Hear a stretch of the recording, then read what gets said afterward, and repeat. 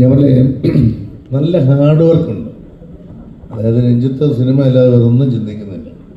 നേരത്തെ തന്നെ സീൻസ് മനസ്സിലാക്കുന്നു, എല്ലാം കൃത്യമാണ്, സമയത്ത് കൃത്യമായി വരുന്നു.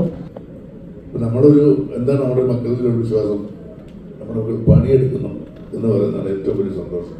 നമ്മളെ പറ്റിച്ചാലും നമുക്ക് ഇതെന്താണ് അഭിനയിക്കുന്നില്ല, വേറെ കാര്യങ്ങൾ ചിന്തിച്ച് നടക്കുന്നു, എന്നിട്ടാ നടനാകണമെന്ന് പറഞ്ഞാൽ അങ്ങനെയല്ല.